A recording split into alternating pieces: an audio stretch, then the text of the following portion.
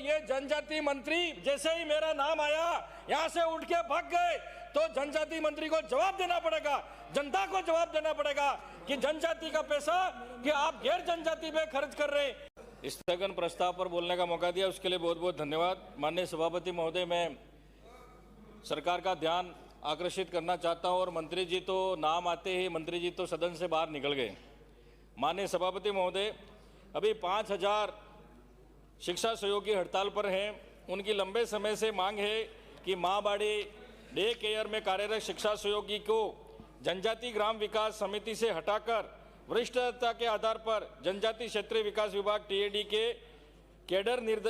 में कैडर निर्धारित करते हुए कार्मिकों का Rajasthan contractual hiring civil post rules 2022 में सम्मिलित किया जावे।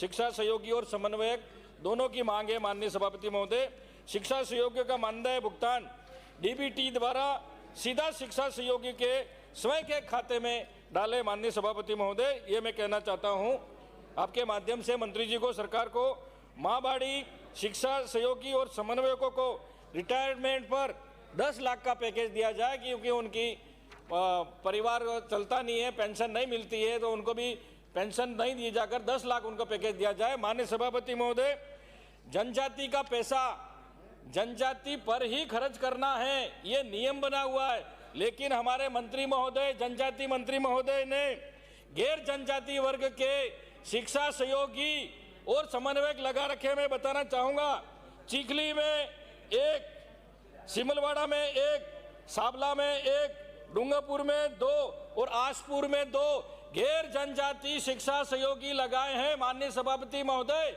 सीधा सीधा जनजाति का अधिकार दूसरों को दिया जा रहा है, जनजाति का आरक्षण दूसरों को दिया जा रहा है। इसी तरह समन्वयक भी गैर जनजाति को लगा। ये 15 नाम है और ये जनजाति मंत्री जैसे ही मेरा नाम आया यहाँ से उठ के भाग गए, तो जनजाति मंत्री को जवाब देना पड़ेगा, जनता को जवाब देना पड़ेगा कि जनजाति का पैसा कि आप गैर जनजाति पे खर्च कर रहे हैं। कई युवा साथी बीएड भटक रहे हैं। माननीय सभापति महोदय, इनको निकाल कर इनकी जगह जनजाति युवाओं को लगाया जाए, यह कहना चाहता हूं। माननीय सभापति श्री विनोद कुमार।